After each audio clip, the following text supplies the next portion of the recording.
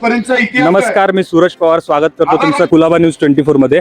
आज आपण आझाद मैदानावरती जमलेलो आहोत। त्याचं कारण असं की ज्या छत्रपती शिवाजी महाराजांनी इतिहास घडवला त्याच छत्रपती शिवाजी महाराजांचा इतिहास हा पाठ्यपुस्तकातून पुसला जातोय असा आरोप होतोय। नेमका विषय काय आज आपण इथून जाणून घेणार आहोत। सर नमस्कार। नमस्कार। नेमकी ते कशासाठी गर्दी जमले, काय आपला विषय?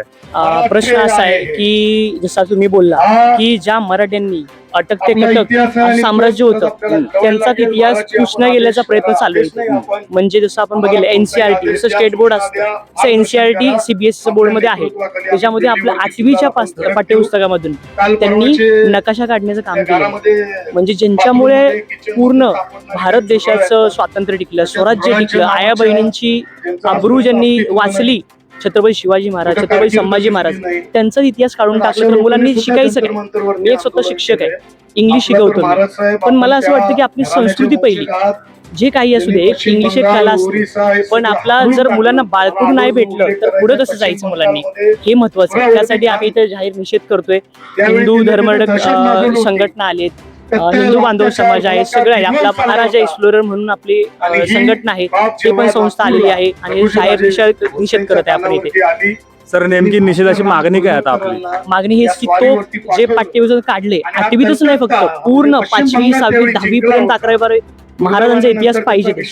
अरे ज्यांच्यामुळे आपण आहे। आणि आजकाल तुम्ही इराणमध्ये बघताय काय चाललंय की जरी तुम्हाला बागेत जायचंय गार्डन मध्ये तरी बुरखा घालून जावं लागतं।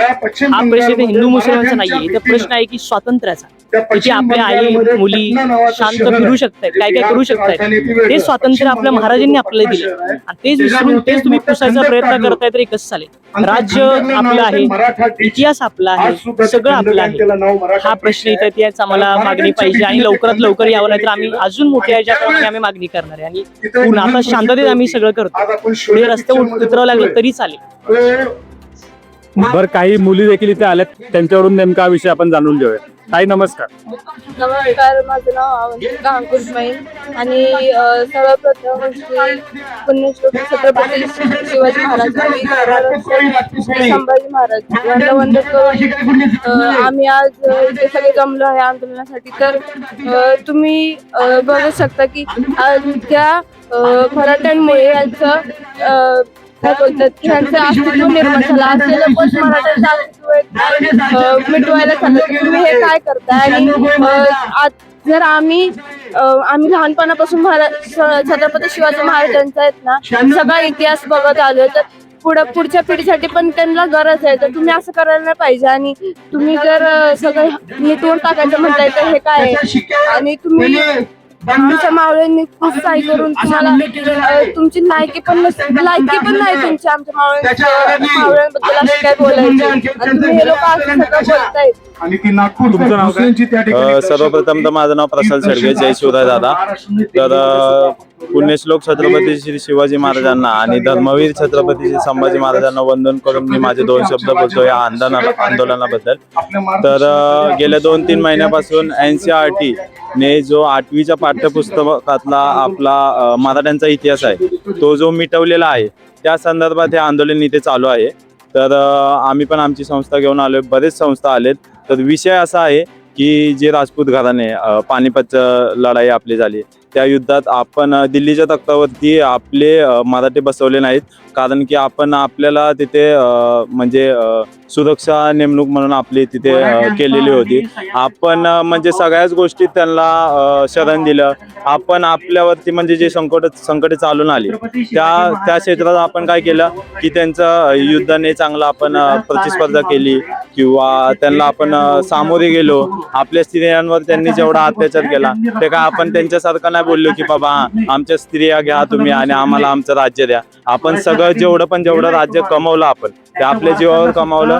छत्रपती शिवाजी महाराजांनी मावळ्यांनी जेवढं पण राज्य कमावलं त्यांच्या रक्ताने पूर्ण रक्त आटवून त्यांनी जे काय केलं आज तेच हे माझा इतिहास मिटवायला लागलेले आहेत। राजपूत लोकांचा जर तुम्ही जर मागचा इतिहास बघायला गेला आज ते बोलतात की आपलं म्हणजे मराठा लोकांचं त्यांच्यावर कधी वर्चस्व नव्हतं, पण जर आपण इतिहासाचे कागद बघितले तर त्यात सरळ सगळं दर्शवतो हे त्यांनाही देखील माहिती आहे। पण काहीतरी कुठेतरी मीडियावरती यायचं, कुठेतरी असे कुडकुड्या करायच्या, लोकांच्या नजरेत यायचं, हे त्यांचं चालू आहे। आपलं फक्त एकच म्हणणं आहे की आपला इतिहास जो त्यांनी मिटवलेला आहे तो मिटवलेला इतिहास आपल्या पुस्तकात आला पाहिजे. फक्त 8वीच्याच पुस्तकात नाही आलं पाहिजे, सगळ्याच पुस्तकात आलं पाहिजे. हे जे इथं आंदोलन करायला सगळे आलेत, सगळे संतापलेले आहेत, सकाळपासून काही जेवले नाहीत वगैरे.